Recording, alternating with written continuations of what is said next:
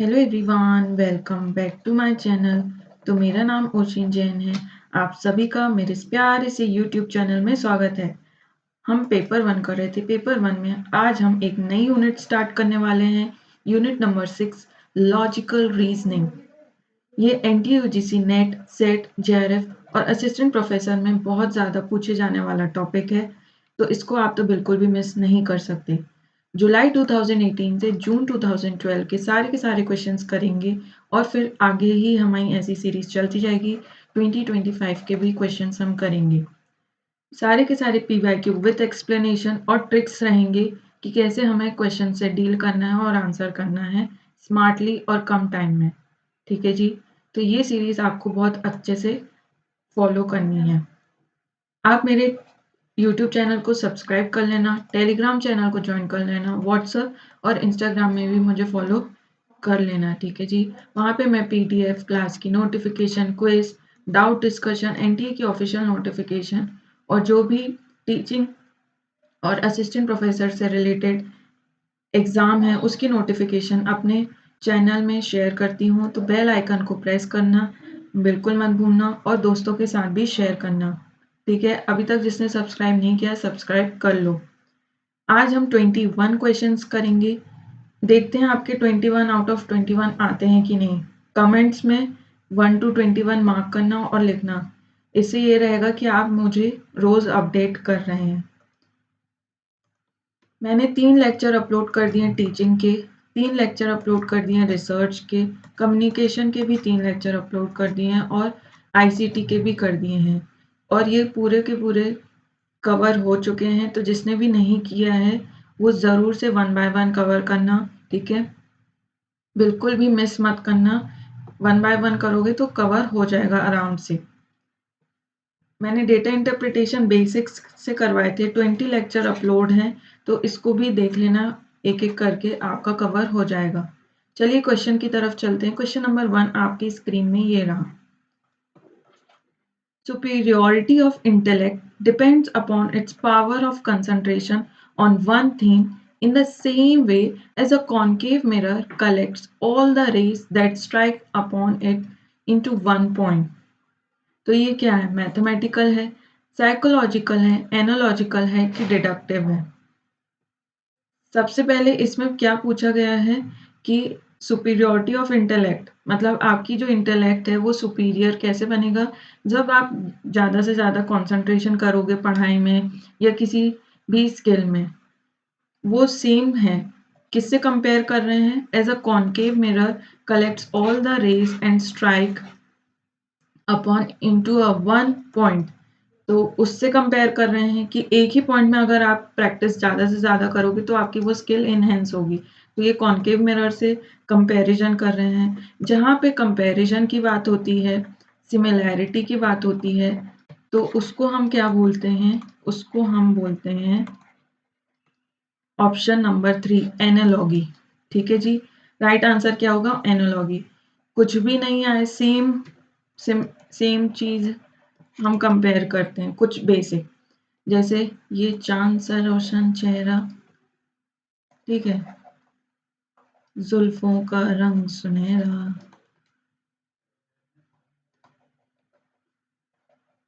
ये झील सी नीली आंखें, कोई राज है इनमें गहरा, तारीफ करूं क्या उसकी जिसने तुम्हें बनाया। तो ये हम क्या कर रहे हैं? कंपेयर कर रहे हैं चांद चेहरे को, जुल्फें सुनहरी, झील से नीली आंखें। तो ये ऐसी तारीफ करने के लिए कंपेयर कर रहे हैं। तो ये कंपैरिजन सिमिलैरिटी क्या है? एनालॉगी है। अब आप इसको बिल्कुल भी नहीं बोलेंगे इस गाने से। ठीक है जी। कैसा लगा गाना? अब वो तो आप कमेंट में ही बता सकते हैं। राइट आंसर क्या है? ऑप्शन नंबर 3 करेक्ट होता है, एनालॉगी। बाकी के ऑप्शन क्या है? मैथमेटिकल किससे डील करता है? नंबर से डील करता है, फॉर्मूला से डील करता है, तो ये कंपैरिजन नहीं करता है। साइकोलॉजी रिलेटेड टू माइंड या बिहेवियर होता है, तो ये भी कंपैरिजन नहीं है। एनालॉजी बेस्ड ऑन सिमिलैरिटी या कंपैरिजन, मिरर एग्जांपल यूज्ड हुआ था कंपैरिजन के लिए, तो ये राइट ऑप्शन होता है। डिडक्टिव रीजनिंग क्या होता है? जनरल टू स्पेसिफिक होता है। हम स्टार्ट करते हैं जनरल प्रिंसिपल थ्योरी से और फिर उससे अप्लाई करते हैं पर्टिकुलर केस में, स्पेसिफिक सिचुएशन में पहुंचते हैं। इसका एग्जांपल मिरर का ही ले लिया है। सपोज करो ऑल मिरर रिफ्लेक्ट लाइट, सारी की सारी मिरर से लाइट रिफ्लेक्ट होती है। Concave mirror is a mirror, concave एक मिरर है, देयरफॉर इट रिफ्लेक्ट लाइट। तो ये लॉजिकल डिडक्शन है, ना कि हम इसको कंपैरिजन कर रहे हैं। ये एक एग्जांपल ले लिया यहाँ पे, ठीक है। तो intellectual concentration, this statement compares intellectual concentration to how a concave mirror focuses light rays, shows a relationship based on similarity। Analogy क्या होती है? रीजनिंग बाय कंपैरिजन, ठीक है जी। आई होप ये सभी को क्लियर है। चलते हैं हम अपने नेक्स्ट क्वेश्चन की तरफ। Question number 2, given below are two premises, premise A B, 4 conclusion are drawn from them। ये ABCD small ABCD।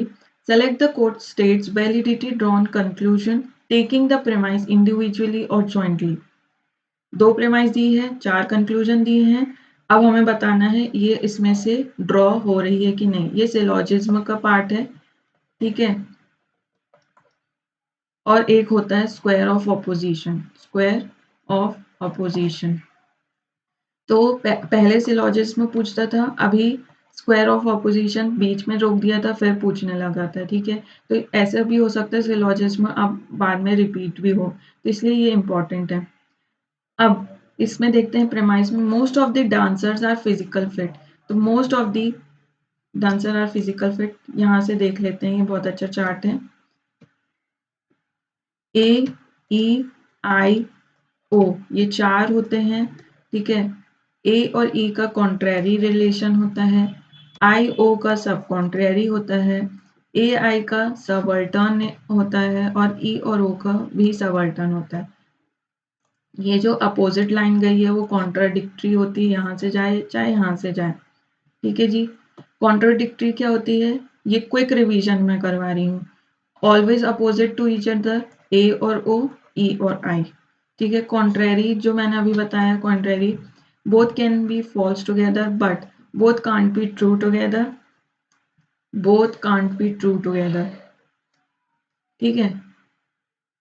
नीचे वाली both can be true together but both can't be false together. एक इतना भी याद कर लोगे तो आपको कॉम्बिनेशन बन जाएगा। सबअल्टर्न में ट्रूथ डाउनवर्ड होता है और फॉल्स अपवर्ड होता है, ठीक है। ये शॉर्ट में मैंने आपको बता दिया इसमें। अब हम आ जाते हैं क्वेश्चन की तरफ। Most of the dancer are physical fit, तो मोस्ट ऑफ द क्या हो जाएगा? सम का केस।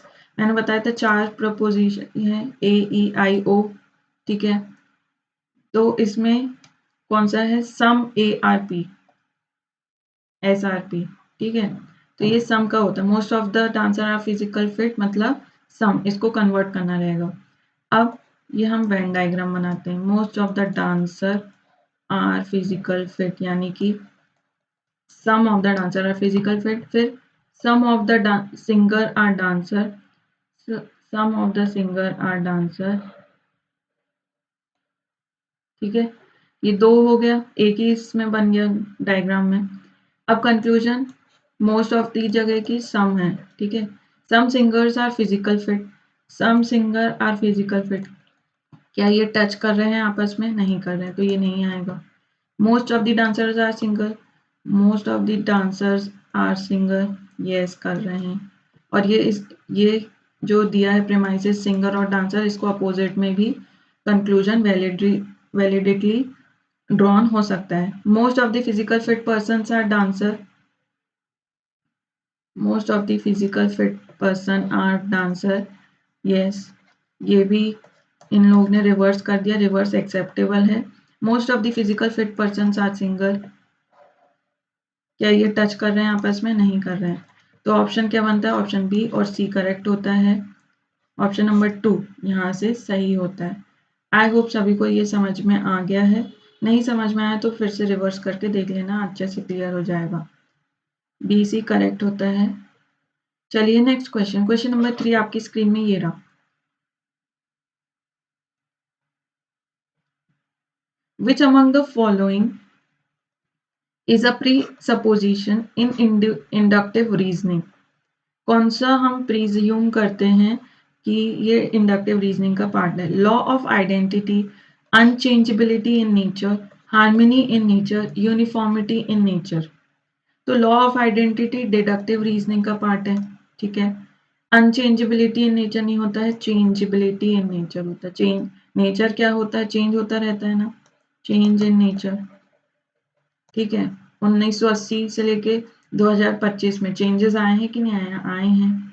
हार्मोनी इन नेचर क्या बताता है, बैलेंस बताता है। और यूनिफॉर्मिटी ऑफ नेचर मतलब कि पैटर्न में यूनिफॉर्म है, कंसिस्टेंट है। तो which one among the following presumption in inductive reasoning, answer क्या होता है, ऑप्शन 4 करेक्ट होता है। बाकी ये जो पिक्चर मैंने लाई हूँ इसमें इंडक्टिव रीजनिंग क्या होता है, ऑब्जर्वेशन से थ्योरी पे जाते हैं, नीचे से ऊपर जाते हैं, ऑब्जर्व करते हैं, फिर पैटर्न बनाते हैं, फिर हाइपोथेसिस बना के थ्योरी ड्रॉ करते हैं। जैसे कि ये न्यूटन साहब बैठे हैं इधर, ठीक है, एप्पल एक गिरा तो वो ज्यादा ध्यान नहीं दिया, 2-4 एप्पल एक साथ गिर रहे हैं तो वो पैटर्न देख रहा है, अरे ये तो सब गिर रहे हैं, मतलब कुछ ना कुछ है इधर पे। तो उसने थ्योरी बनाई लॉ ऑफ ग्रेविटी की, ठीक है, बेसिक से स्पेसिफिक से ऑब्जर्व करके थ्योरी तक गया, तो ये हो जाती है इंडक्टिव रीजनिंग। डिडक्टिव रीजनिंग हम थ्योरी से स्पेसिफिक ऑब्जर्वेशन नीचे आते हैं कंफर्मेशन में, थ्योरी रहती है, हाइपोथेसिस, ऑब्जर्वेशन और फिर कंफर्मेशन। तो हमसे क्या पूछा है, इंडक्टिव रीजनिंग पूछा है, जहाँ पे यूनिफॉर्मिटी ऑफ नेचर यानी कि पैटर्न्स जो आपको यहाँ दिख रहा होगा ये, ठीक है, पैटर्न कि एक जैसा पैटर्न, बहुत सारे सेब गिर रहे हैं, बहुत सारे एप्पल गिर रहे हैं एक साथ, तो राइट आंसर ऑप्शन नंबर 4 होता है। ये इसका एक्सप्लेनेशन है। ए, लॉ ऑफ आइडेंटिटी क्या होता है, a thing is what it is, A is equals to A, related to deductive reasoning, ये मैंने बता दिया। Nature does change, only pattern consistent होता है। हार्मनी इन नेचर बैलेंस और ऑर्डर की बात करता है, नॉट रीजनिंग या अजम्पशन की, ठीक है। Uniformity of nature, assume natural laws और आर कंसिस्टेंट, नेचुरल लॉज क्या है, कंसिस्टेंट है। बेसिस ऑफ इंडक्शन, ठीक है, राइट आंसर क्या है, यूनिफॉर्म है नेचर में, पैटर्न में सेम है। तो प्रिजम्पशन का मतलब क्या होता है, बेसिक बिलीफ क्या है बिहाइंड ऑल इंडक्टिव रीजनिंग, तो नेचर बिहेव कंसिस्टेंटली, उसका मतलब होता है uniformity of nature. I hope ये क्लियर है सभी को। राइट आंसर ऑप्शन नंबर 4, बहुत रिपीटेड क्वेश्चन है ये वाला, ठीक है। चलिए नेक्स्ट क्वेश्चन नंबर 4 आपकी स्क्रीन में ये रहा। If the proposition domestic animal are hardly furious is taken to be false, which of the following proposition can be claim to be true, ठीक है। सबसे पहले ये स्टेटमेंट को A E I O U, all, no, some not में convert करना है। तो हार्डली क्या है, सम नॉट की स्टेटमेंट है, ठीक है जी, याद रखना है आपको। तो some domestic animal are not furious, ठीक है, ये इसका बनेगा। अब ये क्या हो गया है, ये हो गया, ये है फॉल्स, तो हमको बताना है ट्रू क्या है। तो हम यहाँ पे लिख लेंगे ए E I O, some not वाली फॉल्स है, सम नॉट वाला क्या है, फॉल्स है। तो बाकी क्या होगा, ये फॉल्स है तो ये क्या हो जाएगा, ये ट्रू हो जाएगा। ये फॉल्स अपवर्ड होता है तो ये फॉल्स रहेगा, ये फॉल्स है तो ये क्या हो जाएगी, ट्रू हो जाएगी। तो हमारे पास दो ऑप्शन ट्रू में आते हैं, ठीक है जी, ए, ऑल और some. All domestic animal are furious, ये करेक्ट है, ये ट्रू है। Most of the domestic animal are furious, some है, सम, तो ये भी क्या हो जाएगी, करेक्ट हो जाएगी, true. No domestic animal is furious, no क्या है, फॉल्स है ना, फॉल्स, तो ये क्या हो जाएगा, फॉल्स हो जाएगा। Some domestic animal are non furious, non furious बोले तो नॉट फ्यूरियस, सम नॉट वाली तो फॉल्स है ही। तो कितने ट्रू हुए इधर पे, ट्रू पूछा है। Option number A B correct होता है, ऑप्शन 1 यहाँ से, ठीक है जी। आई होप सभी को क्लियर है। देखो बहुत आसान है। सबसे पहले तो अपन ने ए E I O U A E I ओ लिखा, ठीक है, सम नॉट वाला फॉल्स है, फॉल्स का अपोजिट ट्रू होता है, यहाँ से ये फिक्स कर लिया। फिर हम यहाँ से देखेंगे फॉल्स अपवर्ड, अगर फॉल्स ऊपर फॉल्स लिख देंगे, अगर यहाँ ट्रू होता और ये डाउटफुल होता तो ये इसका अपोजिट वाला भी डाउटफुल होता। अगर ये फॉल्स है तो यहाँ पे क्या हो जाएगा, फॉल्स का अपोजिट ट्रू हो जाएगा। ठीक है, कंफ्यूज नहीं होना, बहुत आसान है। बहुत सारे क्वेश्चन आएंगे उसमें मैं और भी क्लियर होते जाएगा आपको। ऑप्शन 1 करेक्ट होता है यहाँ पे। चलिए नेक्स्ट क्वेश्चन, क्वेश्चन नंबर 5 आपकी स्क्रीन में ये रहा। Which one of the following statement is not correct in the context of Venn diagram. Incorrect statement बताना है अपन को। It is a method of testing the validity of argument. Argument किस किस से बनता है, P P C, two premise और वन कंक्लूजन से। वैलिडिटी क्या बताता है कि वो स्ट्रक्चर फॉलो कर रहा है कि नहीं। स्ट्रक्चर बोले तो पी पी सी को फॉलो कर रहा है कि नहीं। तो वेन डायग्राम तो बताता है। For example, all A are B, all B are C, therefore all A R C। ठीक है, इसको हम वेन डायग्राम से बना लेते हैं। All A are B, all B are, all A are C. ठीक है जी,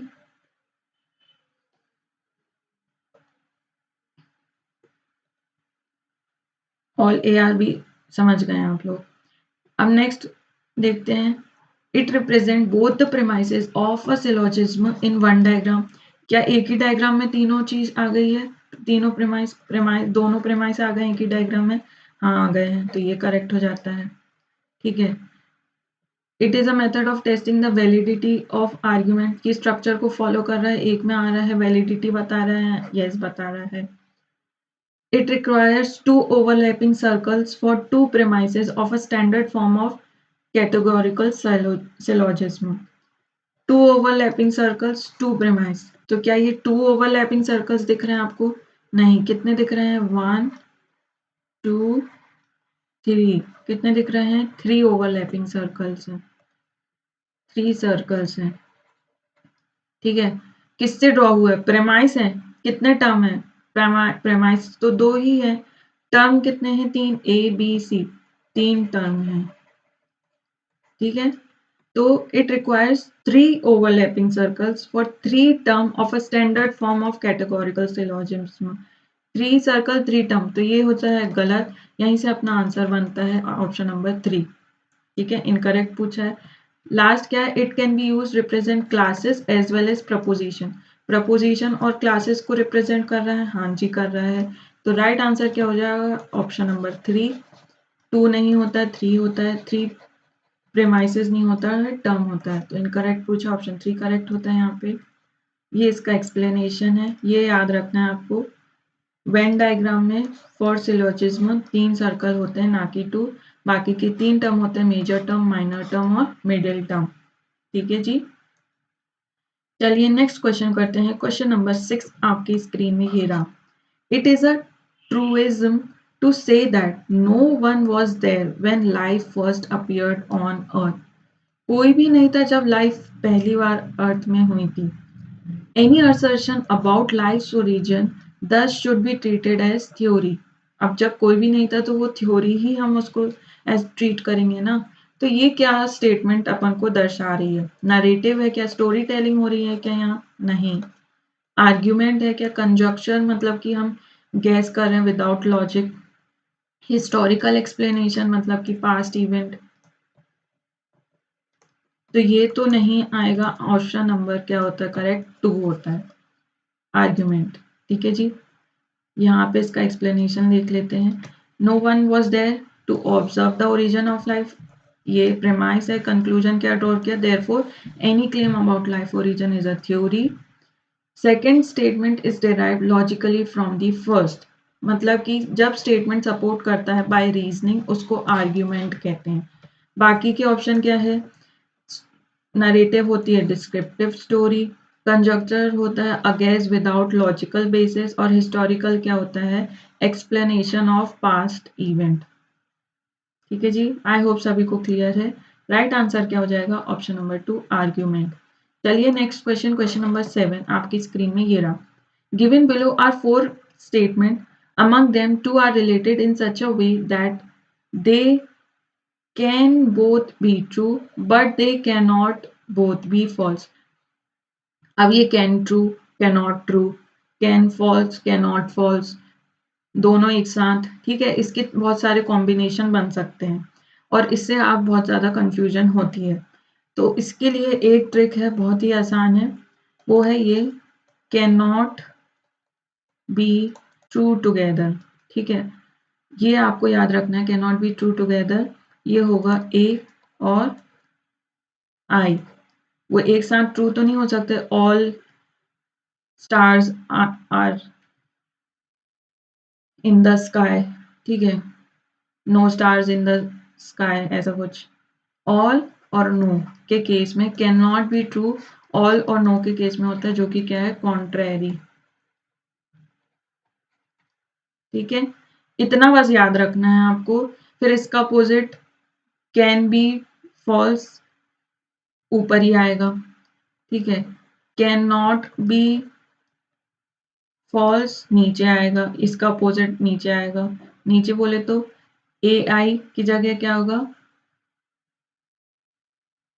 ये ई है, आई और ओ, ठीक है, can not be false, can be true,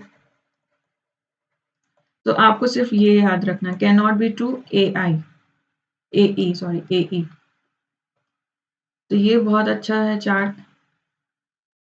can't be true together, तो ये हो जाएगा कॉन्ट्रेरी, सिर्फ इतना याद रखना है। फिर can be false, can't be false, तो ये अपोजिट हो जाएगा, can be true, can't be true, ये भी अपोजिट हो जाएगा। तो याद क्या रखना है, contrary, can't be true together. अब इससे देखो कितने सारे क्वेश्चंस बनते हैं अच्छे से। क्वेश्चन क्या पूछा है, in such a way that they can be true, they can both be true but can't be false, can not be false, तो बोथ ट्रू पूछा है, कैन बी ट्रू वो हो जाएगा नीचे वाला स्टेटमेंट, ठीक है, ए ई आई और ओ, आई बोले तो सम नॉट, सब कॉन्ट्रेरी वाला स्टेटमेंट हो जाएगा।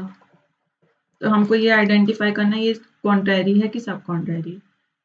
सम वाला देखना है, ऑनेस्ट पीपल नेवर सफर। अब ये नेवर कौन सी स्टेटमेंट है, ए है, ई है, आई है, तो ये नेवर वाली क्या होता है, नेवर मतलब नो, तो नो आएगा क्या, नहीं आएगा।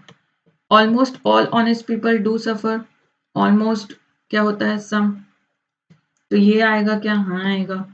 ऑनेस्ट पीपल हार्डली सफर, तो ये क्या है, सम नॉट का केस है, तो ये आएगा क्या, हाँ आएगा, ये दोनों तो हमको चाहिए ही है।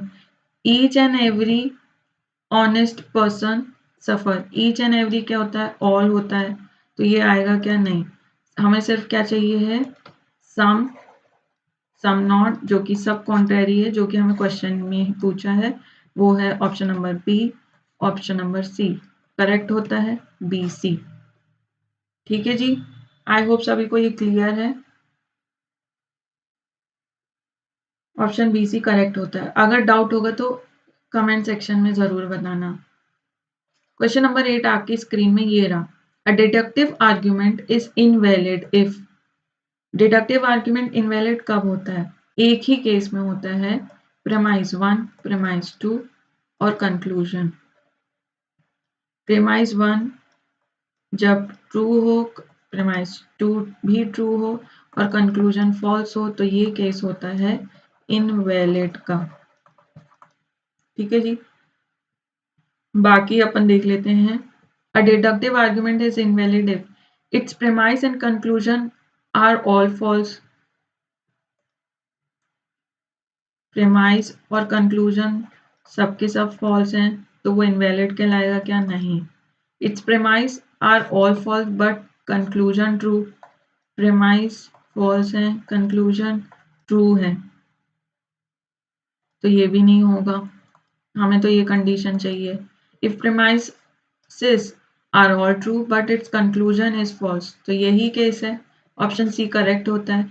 If premises and conclusion are all true, तो ये वैलिड हो जाएगा, प्रेमाइज कंक्लूजन सारे के सारे ट्रू हैं, तो ये क्या हो जाएगा, valid.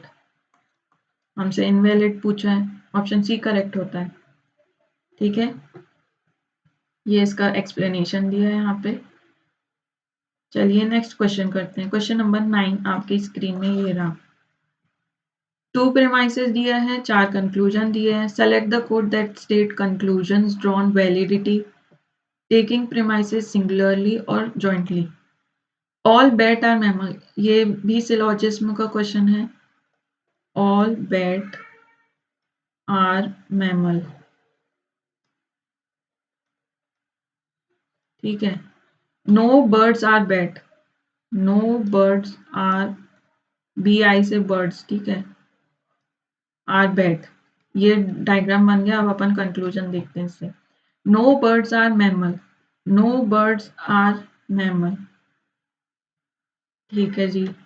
Some birds are not mammal, some birds are not mammal, तो ये भी नहीं दिया है। नॉट बोला क्या, इसमें सम नॉट लगाया क्या, नहीं लगाया, ये नहीं आएगा। नो बर्ड्स आर मैमल, भाई है मैमल कुछ बर्ड्स, ये बस इतना हिस्सा नहीं, बाकी हिस्सा तो है, तो ये नहीं आएगा। No bats are bird, no bats are bird, तो इसका जो रिवर्स वाला है वो हम कर सकते हैं। ऑप्शन 3 करेक्ट होता है। All mammals are bat, all mammals are bat, mammal छोटा है और बैट बड़ा है क्या, ये तो पूरा का पूरा गलत ही बन गया डायग्राम, ठीक है। तो ये ऑप्शन नहीं आएगा, ऑप्शन नंबर 4। तो राइट ऑप्शन क्या बनता है, ऑप्शन नंबर 3 ही करेक्ट होता है यहाँ से, ठीक है जी। समझ में आया। ये बैट है, ये बर्ड है। No bird are mammal, no bird are mammal, कुछ बर्ड नहीं है, बाकी है। सम नॉट होता तो होता है यहाँ, तो ये कैंसिल हो गया, ठीक है। Some bird are not mammal, bird not mammal, some not इसका केस नहीं है, तो ये भी नहीं आएगा। तो राइट ऑप्शन 3 होता है। आई होप सभी को क्लियर है। चलिए next question, question number 10।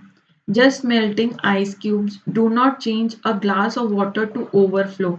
Melting ice sea ice does not increase change volume. What type of argument. अब जो आइस क्यूब है वो ग्लास ऑफ वाटर में क्या, do not change a glass of water to overflow, overflow करने नहीं देगा। Same तरीके से मेल्टिंग सी आइस में डज नॉट इंक्रीज वॉल्यूम नहीं बढ़ाएगा, ठीक है। तो एक ग्लास और सी आइस से कंपैरिजन हो रहा है, तो ये क्या होगा, हाइपोथेटिकल, साइकोलॉजिकल, स्टैटिस्टिकल की एनालॉजी। सबको आंसर पता है। सेम, कंपैरिजन, सिमिलैरिटी किसको दर्शाती है, एनालॉजिकल रीजनिंग को, ठीक है जी। राइट आंसर ऑप्शन नंबर 4 हो जाएगा अपना। इसका अपन देख लेते हैं। हाइपोथेसिस इफ और देन टाइप की है। इफ चॉकलेट मिलेगी तभी आप खेलने जा पाएंगे, तो ये नहीं होगा। Psychology related to human behaviour या माइंड, तो ये भी नहीं आएगा। Statistical based on numerical data या प्रोबेबिलिटी, ये भी नहीं आएगा। Analogical draw conclusion from similar cases, ये होगा, ठीक है जी। Melting ice cubes in glass of water, melting sea ice in the ocean, तो ये इससे हम draw a conclusion that melting sea ice does not increase water volume, ये एनालॉगी कहलाएगी। आपको वो गाना याद है ना, बस उसी से ये क्वेश्चन सॉल्व होगा। अब क्वेश्चन नंबर 11 आपकी स्क्रीन में ये रहा। Given below are some characteristics of reasoning. Select the code that states a characteristics which is not of deductive reasoning. हमें बताना है इसमें से डिडक्टिव रीजनिंग कौन सी नहीं है। The conclusion must be based on observation and experiment, ठीक है। नॉट डिडक्टिव रीजनिंग यानी कि इंडक्टिव रीजनिंग है, तो पहले ही ऑप्शन क्या हो जाएगा, करेक्ट हो जाएगा। ये क्या कहलाती है, इंडक्टिव रीजनिंग। बाकी के ऑप्शन देख लेते हैं। The conclusion should be supported by the premises, PPC, all ARB, all BRC, all ARC, ठीक है। तो वो उसी से सपोर्ट कर रही है, all ARB.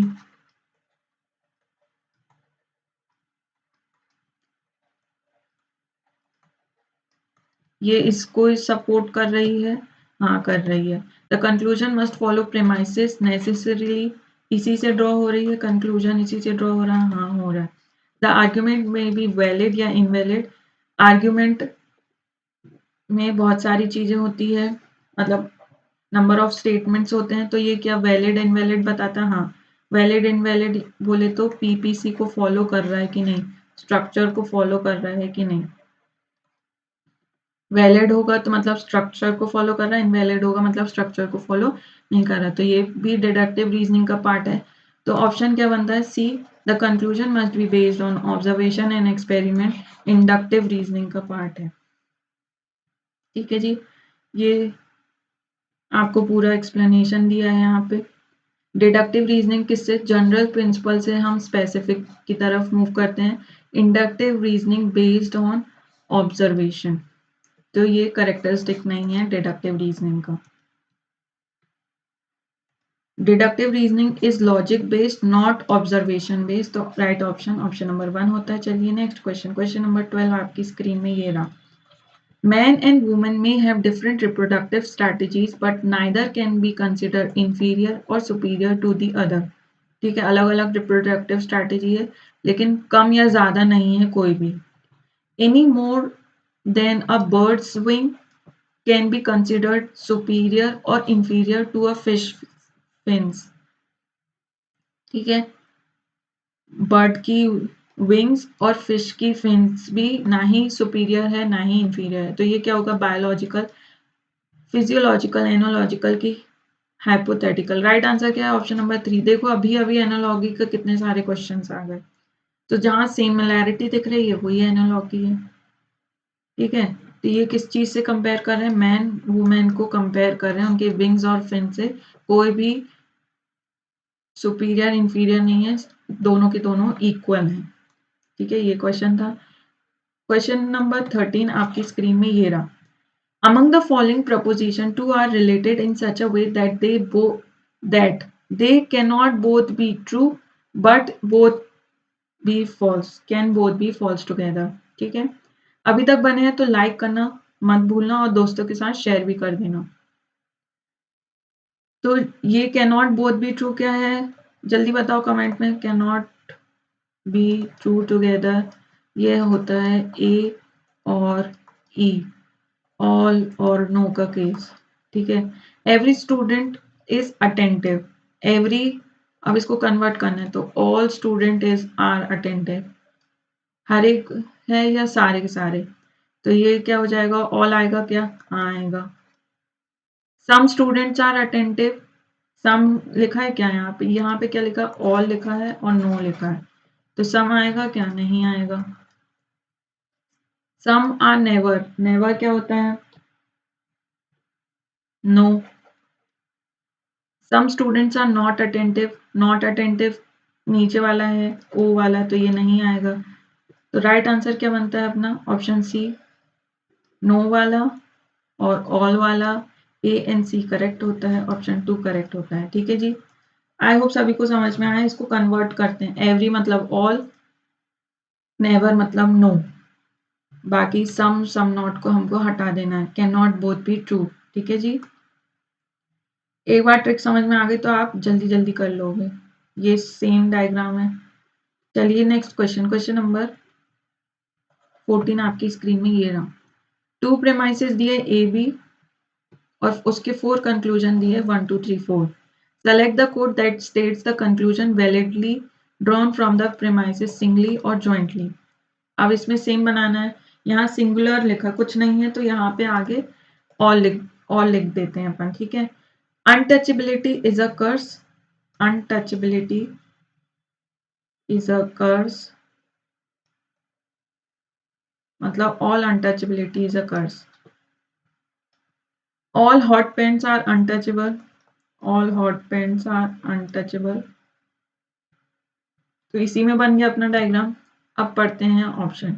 All hot paints are curse, तो ऑल हॉट पेंट्स, सारे के सारे हॉट पेंट्स कर्स हैं। कर्स, कर्स के अंदर ही हॉट पेंट है ना? हाँ है, तो ये ऑप्शन सही होता है। Some untouchable things are hot paint, कुछ अनटचेबल थिंग मतलब ये अनटचेबल थिंग है, उसमें से कुछ पार्ट हॉट पेंट का है। हाँ है। ऑल कर्सेस आर अनटचेबल, सारे के सारा जो कर्स है वो अनटचेबल है क्या? नहीं, सारा का सारा कर्व अनटचेबल है क्या? ये तो अपोजिट डायग्राम बन गया, तो ये नहीं आएगा। सम कर्सेस आर अनटचेबल, तो उसके अंदर हॉट पेंट है जो कि जिसके बारे में जिक्र नहीं किया, तो ऑप्शन 1 और 2 सही हो जाता है। यहाँ से फर्स्ट ऑप्शन बन जाएगा। आई होप सभी को ये समझ में आ गया है। चलिए नेक्स्ट क्वेश्चन करते हैं, question number 15। If the statement none but the brave wins the race is false, अब इसको कन्वर्ट करना है अपन को। Which among the following statement claim to be true?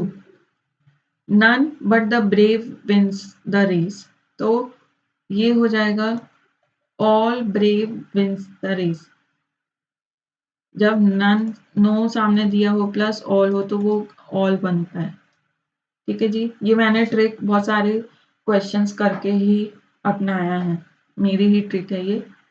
तो ये क्या बन जाएगा? ऑल का case, all brave wins the race. अब ये है AEIO, ऑल क्या है? फॉल्स। तो बाकी क्या हो जाएंगे? ये फॉल्स है तो ये ट्रू। फॉल्स अपवर्ड होता है कि डाउनवर्ड होता है? अपवर्ड होता है। तो यहाँ पे फॉल्स दिया ऊपर, ट्रुथ डाउनवर्ड होता है, फॉल्स अपवर्ड होता है, ट्रुथ डाउनवर्ड, फॉल्स अपवर्ड। तो यहाँ पे ये वाली कंडीशन में ट्रुथ डाउनवर्ड में ये फॉल्स दिया तो ये क्या हो जाएगा? डाउटफुल। ठीक है जी, ये डाउटफुल होगा तो इसके अपोजिट वाला भी क्या हो जाएगा? डाउटफुल हो जाएगा। अपने पास बची कौन सी? सिर्फ एक ही स्टेटमेंट बची, सम नॉट वाली। Some not, some person who wins the race are not brave, option 2 correct हो जाता है। ठीक है, सबसे पहले इस क्वेश्चन में क्या करना है? कन्वर्ट करना है। अगर स्टेटमेंट ऐसी आ रही हो ऑल, नो, सम नॉट में, फिर वो एक फॉल्स है तो बाकी अपन इससे डायग्राम से बना के ऑप्शन में पहुंच सकते हैं। फॉल्स पूछा तो ट्रू बता देंगे अपन। ठीक है जी, तो राइट आंसर क्या है? ऑप्शन नंबर 2 करेक्ट होता है। चलिए next question, question number 16। Among the following proposition, two are related in such a way that one is denial of the other. Which are those proposition? Correct.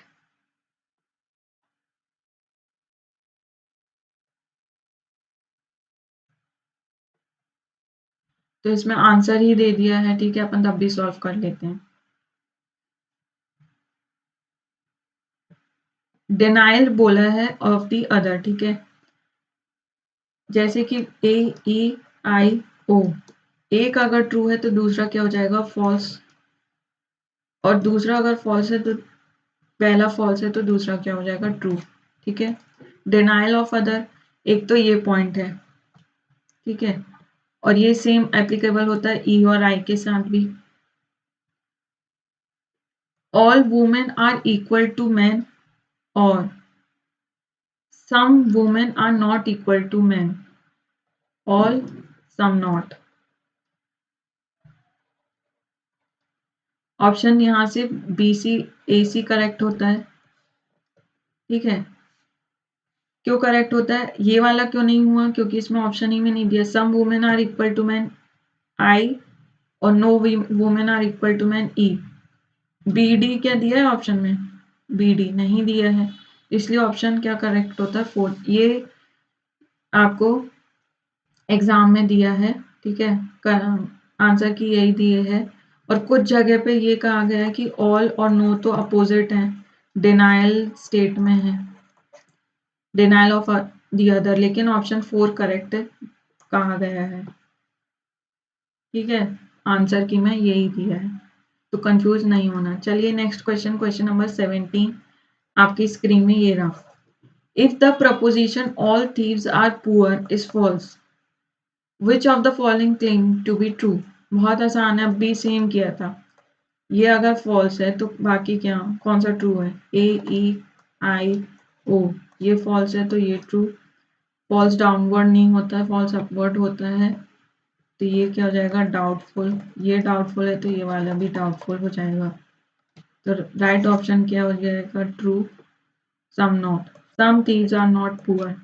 कितनी जल्दी हो गया?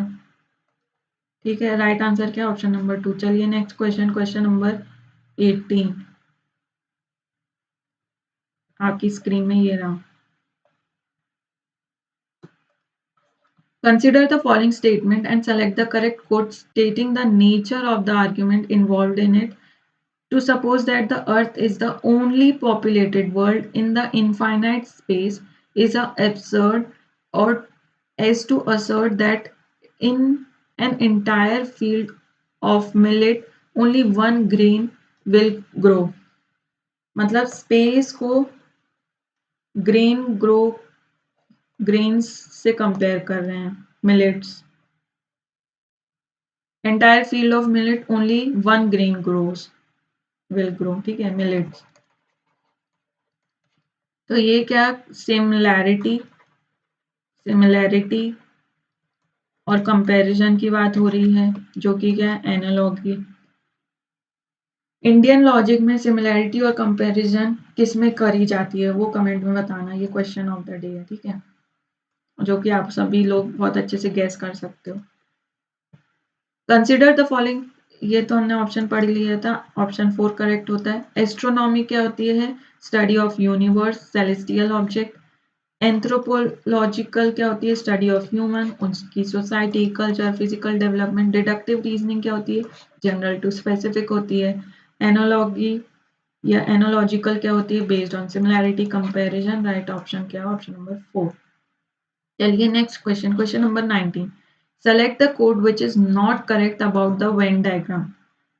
Venn diagram incorrect statement पूछिए about the Venn diagram. Venn diagram represent preposition as well as classes. Same line उठ के आ गई थी ना ये, yes ये true है। It can provide clear method of notation. Clear method देता है, हाँ देता है। It can be either valid or invalid. ये गलत होता है। It can B provide the direct method of testing the validity. Direct method है, हाँ ये वैलिड इनवैलिड नहीं होता, आर्ग्यूमेंट वैलिड या इनवैलिड होते हैं, ठीक है। देखो इसका explanation, Venn diagram are only tools, argument होते हैं वैलिड या invalid, not the diagram themselves, इसलिए ये इनकरेक्ट होती है। बाकी फर्स्ट वाला ट्रू क्यों, Venn diagram are use to show logical relationship between different classes proposition, ये करेक्ट है। Venn diagram visually represent logic in a clear and systematic way में, वेन डायग्राम से सब पता चल जाता है अपन को, ठीक है, कुछ करने की जरूरत ही नहीं। Venn diagram helps directly test whether argument valid है कि इनवैलिड। ये 4 ऑप्शन 1 2 4 करेक्ट है और थर्ड इनकरेक्ट होता है। आर्ग्यूमेंट वैलिड इनवैलिड होता है, ना कि वेन डायग्राम। चलिए नेक्स्ट क्वेश्चन, क्वेश्चन नंबर 20 आपकी स्क्रीन में ये रहा।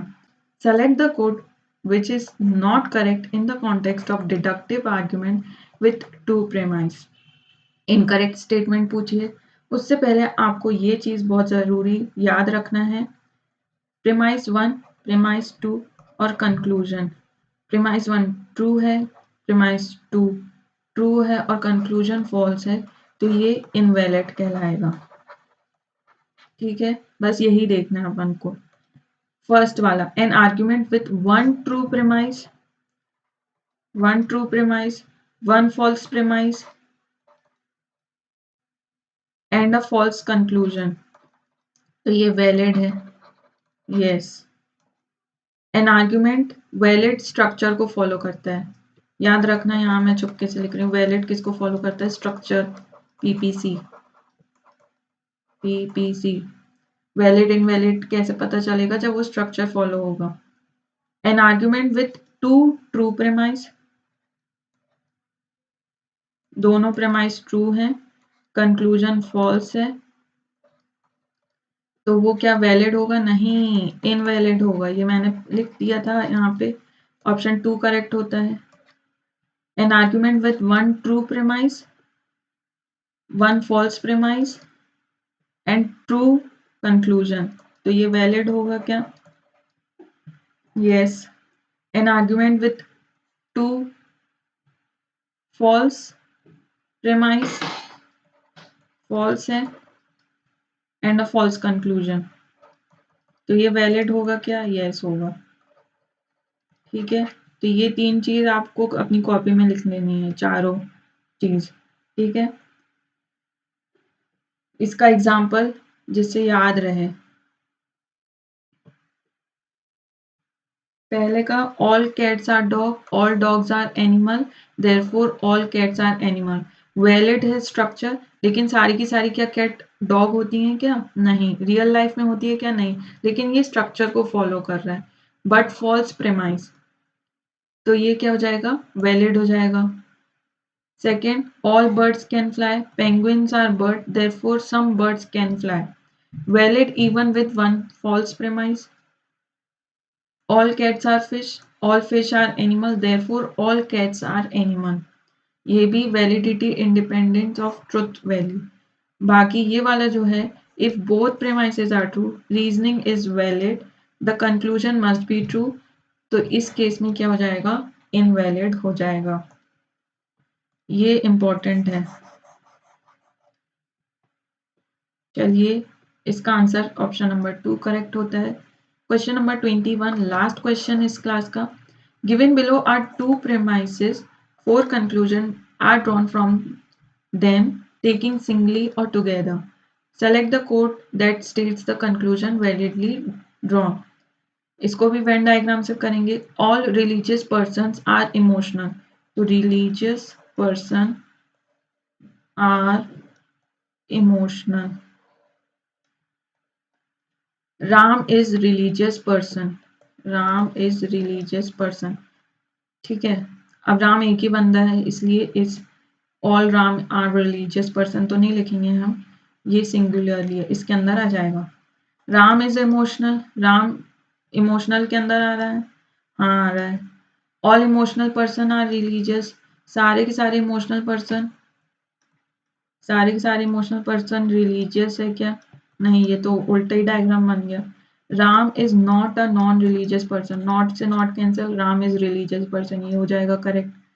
सम religious person are not emotional, तो ये नॉट तो है ही नहीं, नॉट कब होता है? जब ऐसे क्रॉस लग जाता है वेन डायग्राम में, तो ये इसका केस है ही नहीं। ऑप्शन ए और सी करेक्ट होता है, ए सी। ऑप्शन 3 करेक्ट होता है। ठीक है, आई होप ये क्लियर है सभी को। चलिए नेक्स्ट क्वेश्चन जो कि आपके लिए होमवर्क क्वेश्चन है, बहुत ही आसान है। कितनी बार? 4 बार तो रिपीट हो ही गया है, आपको पता ही है इसका आंसर क्या है। कमेंट में अब भी बताना, और 21 में से आपको कितने मार्क्स आ रहे हैं वो भी शेयर करना, जिससे मुझे पता चलेगा कि आप रेगुलरली वॉच कर रहे हैं कि नहीं, और आपको भी रहेगा कि आप मेरी तरफ लायबल हैं और कर भी रहे हैं सॉल्व। लाइक करना, दोस्तों के साथ शेयर करना, कमेंट में होमवर्क क्वेश्चन बताना, और जो जो मैंने पूछा वो बताना। सब्सक्राइब नहीं किया तो ज़रूर से कर लो, ऐसे ही बहुत ही इम्पोर्टेंट और इफ़ेक्टिव क्लास आप लोग के सामने आने वाली है। तो जिसने भी सब्सक्राइब नहीं किया कर लो, दोस्तों के साथ ज़रूर से शेयर करना, जिससे मैं और ऐसे ही क्लासेस आपके लिए लाती रहूं। Thanks for watching and listening to me. Meet you in the next video. Till then take care, bye bye everybody.